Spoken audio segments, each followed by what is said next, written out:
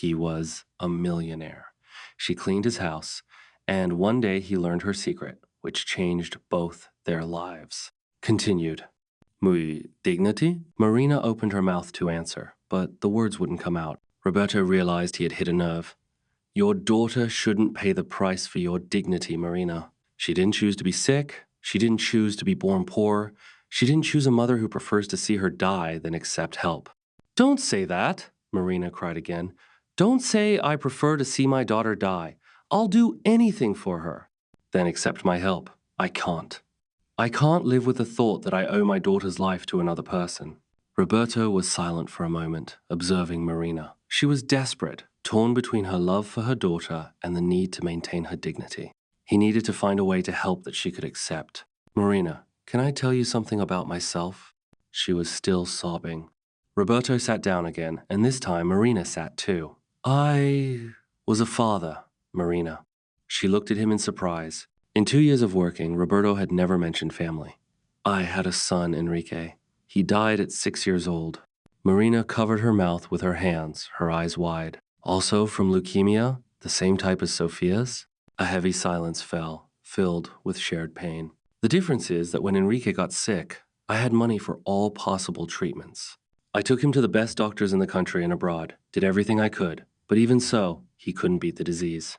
Roberto paused, fighting back his own tears. You know the irony? Enrique died having access to the best treatments in the world, and Sophia could die due to the lack of basic treatment. Marina cried quietly. When Enrique died, I thought my life was over. I stopped caring about anything, worked out of inertia, accumulated money without understanding why. Until yesterday, I thought nothing else mattered. Roberto looked directly into Marina's eyes. Until yesterday, when I saw Sophia in the hospital, when I saw you struggling alone, I realized that maybe my life could still have meaning. Maybe I can help a child defeat the disease that my son couldn't. Marina cried so hard she could barely speak. Mr. Roberto, Marina, this is not charity and not pity. This is a chance to do something truly important for the first time in many years. Will you let me help you? Marina was silent for a long time, looking at her hands. Roberto saw the internal struggle taking place within her. If I agree, she finally said, how can I repay you? You won't pay me back. This isn't a loan. Then how can I live knowing that I owe you everything? Roberto thought for a moment and replied, Marina, you've worked here for 2 years, giving your all every day. You are honest, dedicated, reliable. You've never taken anything that wasn't yours, never accidentally broken anything, never missed work without reason. Do you think that's worth nothing? But it's my job. Yes, and you do it better than anyone who has ever worked for me. Do you think I haven't noticed that you buy cleaning supplies with your own money when you think it's necessary? Do you think I haven't seen that you stay late if there's a special task? Do you think I haven't noticed that you've never asked for a favor or a day off? Marina looked at him in surprise. Marina, for 2 years you've been much more than just a maid. You've taken care of my house as if it were your own. You've kept me company when I didn't realize I was lonely. You've breathed life into a dead place. That's worth far more than money. But still nothing. If you don't accept my help, I'll be offended, because that means you don't consider me a close enough friend to allow me to help when you need it most. Marina laughed through her tears. That's emotional blackmail. Yes, and it works. She was silent for a few more minutes, clearly struggling with herself. Finally, she looked up and met Roberto's gaze. If I agree, then with some conditions. Tell me. I want to continue working here as usual. I don't want to be treated any differently. Agreed. Second, when Sophia gets better, I want to find a way to repay you. I don't know how yet, but I want to. Marina, that's not negotiable. That's my condition. Roberto smiled. Good, agreed. And third, no one else should know. Not even Sophia should know that you're paying for the treatment. She should believe that Mama handled it herself. Why? Because I don't want my daughter to grow up thinking that we need someone else's pity to survive. I want her to believe that Mama was strong enough to take care of her. Roberto understood. Marina was protecting not only her dignity, but also her daughter's self-esteem. Agreed. But how will you explain it to Sophia when the treatment goes well? Marina thought for a moment. I'll say I got a better job, that you gave me a big raise. Technically, it's not a lie.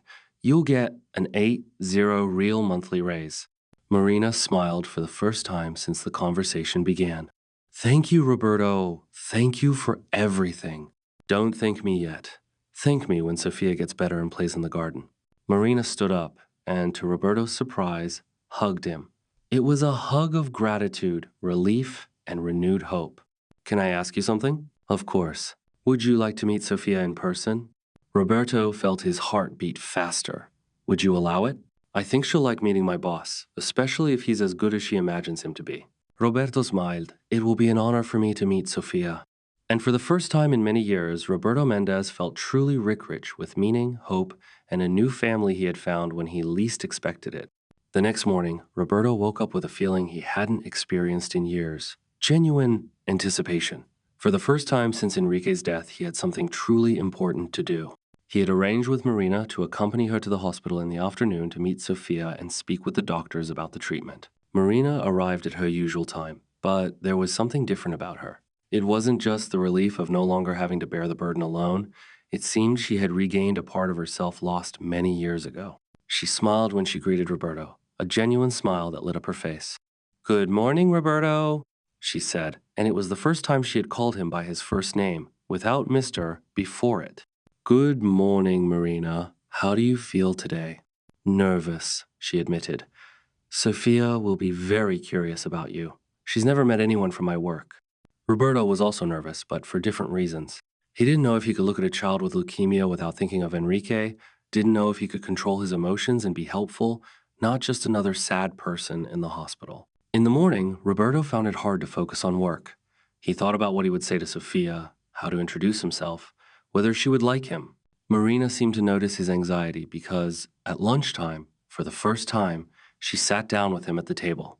"Can I give you some advice about Sophia?" she asked. "Please. She's very smart for her age, and she can tell when adults pretend everything is okay. It's better to be honest with her, but without drama." Roberto nodded. "She knows about the situation. She knows she's sick, that she needs expensive medicine, that I work a lot to pay for it, but she doesn't know that the treatment almost had to stop. And what will you say about me?" Marina smiled. "That you're my boss, but also my friend. That you wanted to get to know her because you heard she was special. That's not a lie." At 3:00 p.m., Roberto and Marina arrived at the hospital together. Roberto insisted on driving, and this time, Marina didn't refuse. On the way, she told him more about Sophia, how she loves to draw, how bravely she endures medical procedures, how she always cares more about Marina than herself.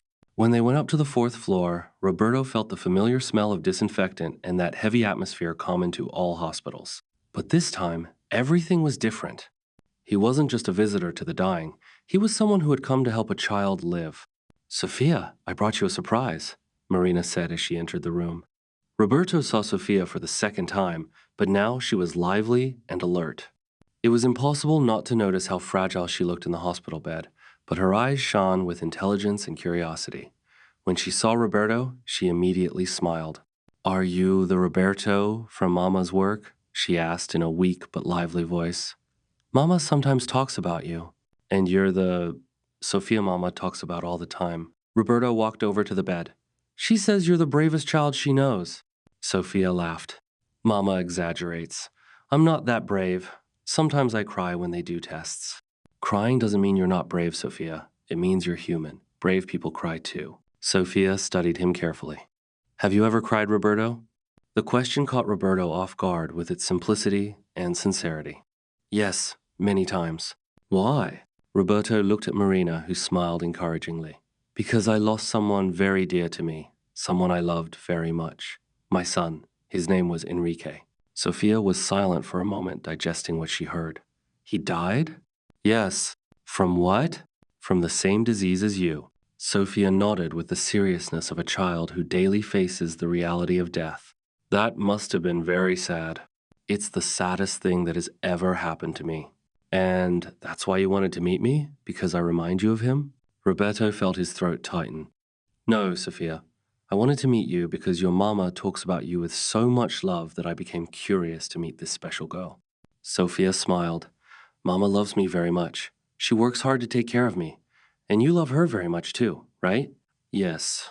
Sometimes I get sad because she seems tired, but she always says she's okay." Marina, who had been silently listening to the conversation, walked over to the bed.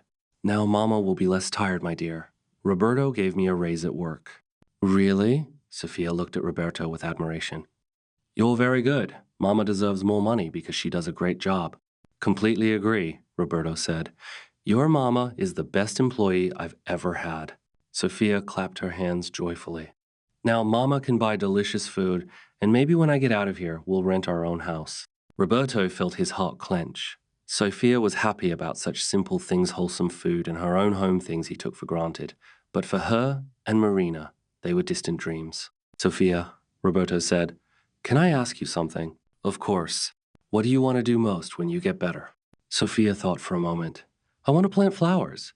Mama promised that when I get out of here, we'll have a small garden where I can plant daisies. They're my favorite flowers. Why daisies? Because they're simple but beautiful, like Mama. Roberto looked at Marina and saw tears in her eyes. It was impossible not to be moved by the purity and love this little girl displayed. A nurse entered the room to check Sophia's equipment. Roberto took the opportunity and called Marina into the hallway. Marina, I need to talk to the doctors about the treatment. I want to understand exactly what Sophia needs. Are you sure? Yes, I want to be sure she gets access to the best available methods. They walked to the office of Dr. Ferreira, Sophia's oncologist. The doctor, a man around 50 with a serious but kind expression, greeted Roberto with curiosity. Mr. Mendez, Marina told me you want to help with Sophia's treatment. That's very generous of you. Doctor, I want you to explain in detail exactly what Sophia needs, without any regard for cost. What's the best possible treatment for her case? Dr. Ferreira opened Sophia's file and began to explain. The current protocol was working, but more modern treatment methods were available. Medications with fewer side effects, more precise examinations, and more frequent monitoring. With premium treatment, the doctor explained, the chances of recovery increase from 80% to 95%, and Sophia's quality of life during treatment will be significantly better. How much does this premium treatment cost? Approximately 15 reals per month for 18 months. Roberto quickly calculated. 270 reals. For him, it was still a perfectly manageable sum. Doctor, from this moment on, Sophia will receive premium treatment. I want you to do everything possible and necessary. Dr. Ferreira smiled. Mr. Mendez, this will significantly impact her recovery. As for comfort, she can have a private room and individual monitoring. Yes, we can arrange that. Roberto looked at Marina, who was clearly moved. Marina, do you agree? She nodded, unable to speak. When they returned to Sophia's room, she was drawing in a notebook one of the nurses had given her. It was a simple drawing of a small house with a garden full of flowers. Sophia, can I see your drawing? Roberto asked. You can. This is the house Mama and I will have when I get better. Roberto carefully examined the drawing. In front of the house stood 3 figures, 2 adults and 1 small child. Who are these people? Roberto asked. It's me, Mama and Sophia, Sophia replied timidly, looking at Roberto. And can I also draw you as a friend of our family? Roberto experienced an emotion he couldn't describe. Of course, Sophia, you can. Sophia took a pencil and began to draw the 3rd adult figure in the garden.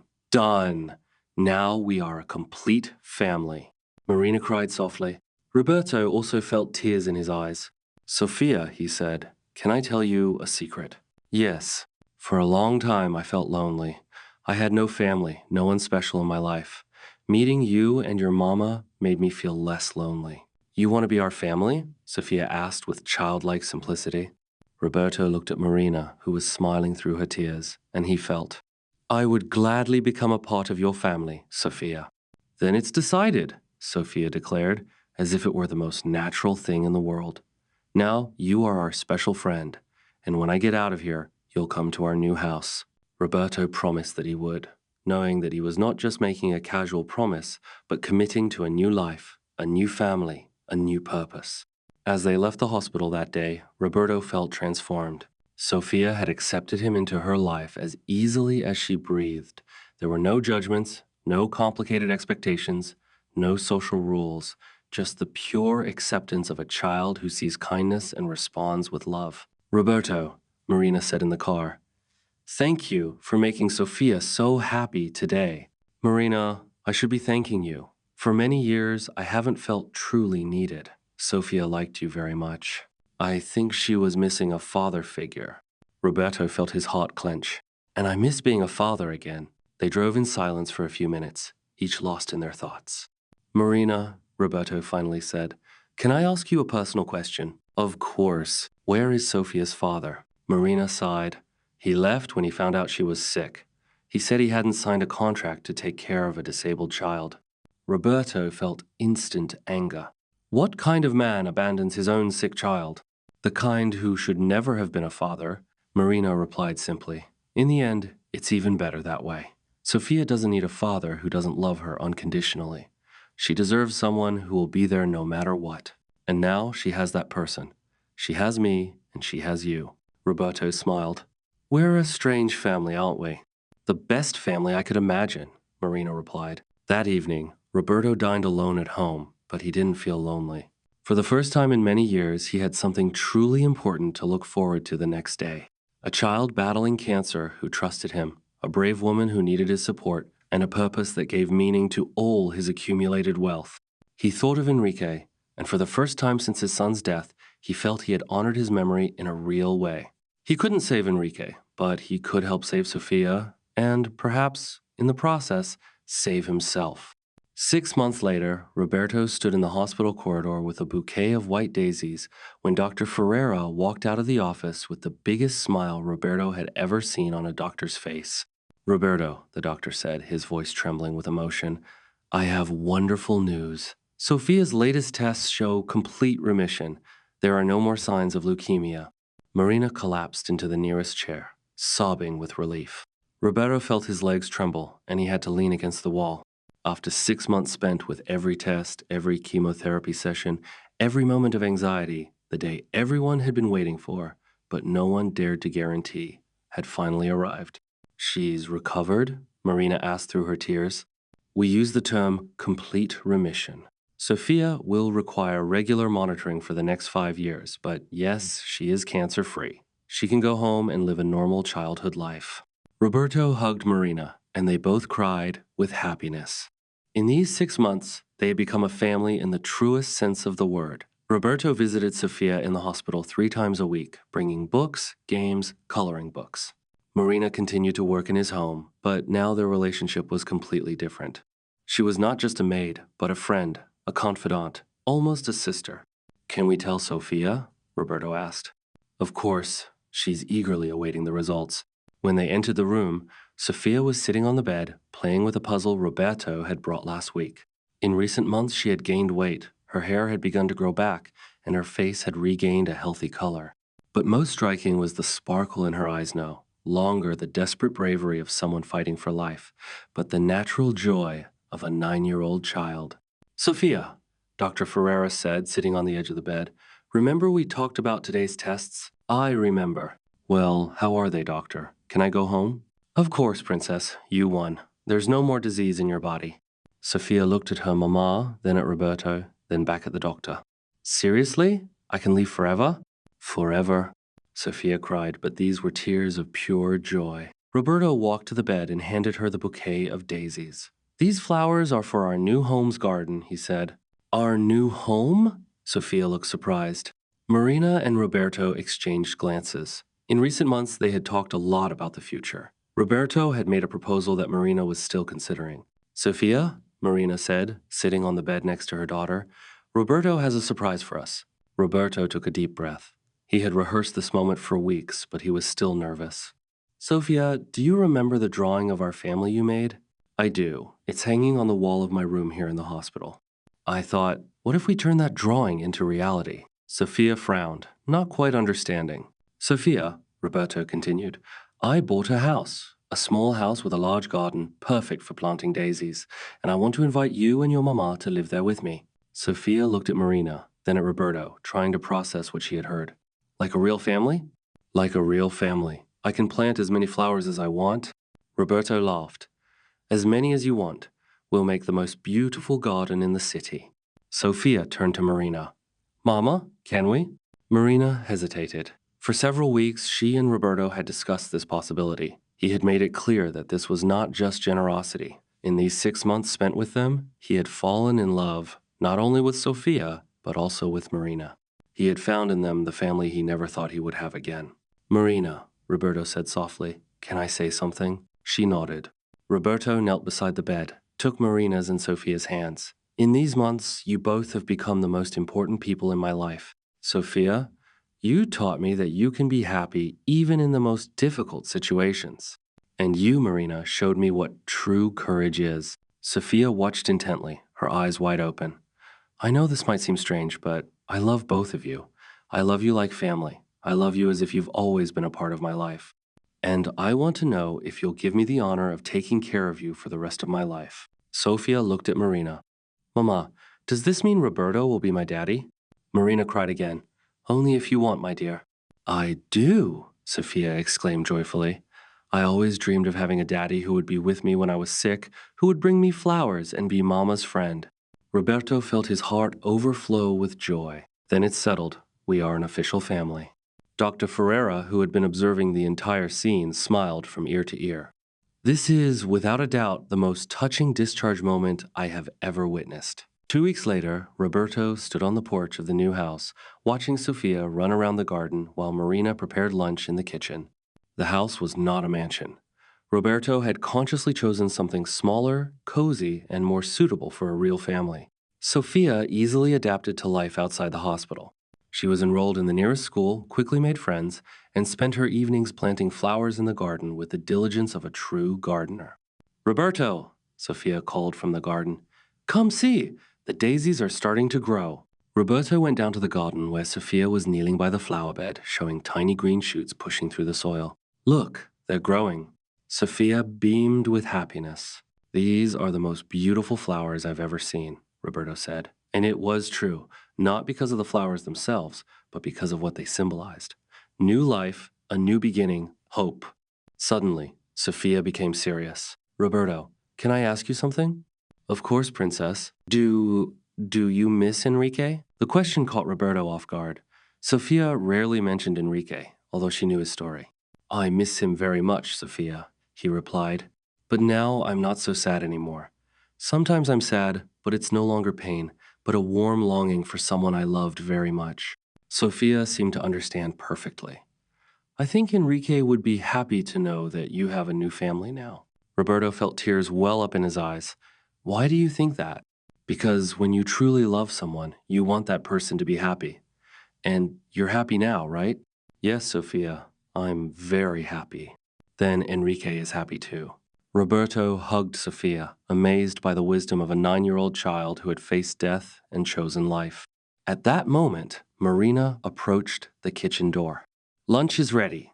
At lunch, Roberto made an announcement he had been planning for several weeks. Girls, I have important news. Marina and Sophia stopped eating and listened attentively. You know I've always had a lot of money, more than I need to live comfortably. Sophia nodded. You're rich. Yes, and for a long time, I didn't know what to do with that money, but now I know. Roberto took a deep breath. I'm going to create an institute, a place that will help families going through the same thing you did, sick children whose parents can't afford treatment. Marina paused with her fork at her mouth. Roberto, I want to call it the Enrique and Sophia Institute, in honor of my son, whom I couldn't save, and the daughter who helped save my life. Sophia clapped her hands joyfully. We're going to help other sick children? Yes, we are. And, Marina, I would like you to manage the institute. No one understands better than you what these families are going through. Marina cried. I'm not sure I have the qualifications for that. Marina, you have the only qualification that truly matters. You've lived through it. You know what it means to be afraid of losing a child because of a lack of money. You know how these mothers feel. Mama would be the perfect director, Sophia agreed. She's the bravest person I know. Marina looked at Roberto with gratitude and determination. If you think I can do it, I want to try. I know you can do it. We can do it. 3 months later, the Enrique and Sophia Institute was opened in a simple but touching ceremony. Roberto had acquired a building next to the hospital and equipped it with everything necessary to fully support families of children with cancer. Marina, looking beautiful in a blue dress, coordinated the work of volunteers and explained the services to the first families who sought help. Roberto proudly watched as she spoke to a mother who had just learned that her son had leukemia. I know exactly how you feel, Marina told the trembling woman, gently holding her hand.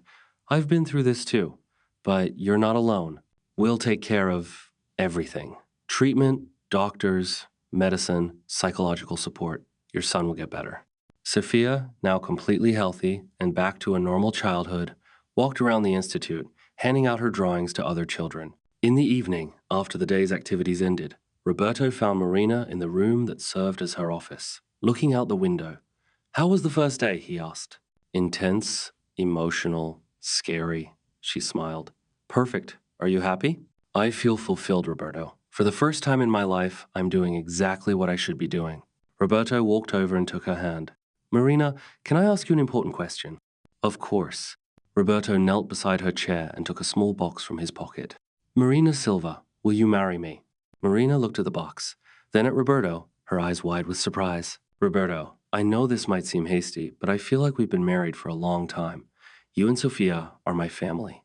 I want this to be official. Marina opened the box and saw a simple but elegant ring with a small but brilliant stone. It's not too big, Roberto said nervously. I thought you'd like something modest. Marina cried. Roberto, it's perfect. It's beautiful. Yes. Roberto placed the ring on her finger and kissed her for the first time.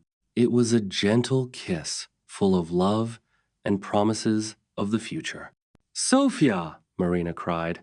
Come here. We have news. Sophia ran over. What happened? Roberto proposed to Mama. Sophia jumped with joy. Yay! Now we're a family forever.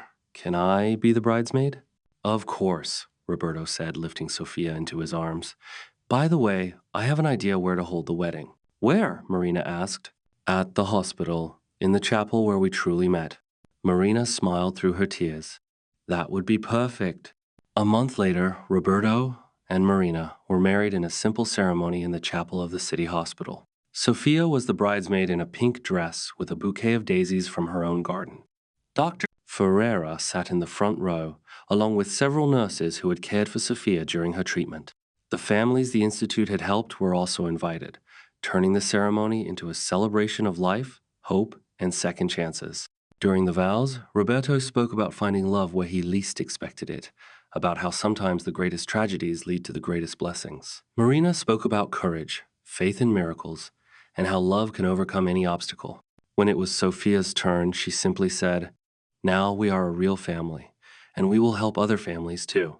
This is the happiest ending I could have imagined, she said. After the ceremony, the three went home to their house, their garden, their new life together. Roberto watched Marina and Sophia play among the flowers they had planted together and realized that he had found something far more valuable than all the money in the world. He had found his family. He had found his purpose. He had found a second chance to be truly happy. And in the daisies, gently swaying in the late evening breeze, Roberto could almost hear Enrique's voice whispering that he was proud, that he was at peace, and that life, in the end, always finds a way to remain beautiful.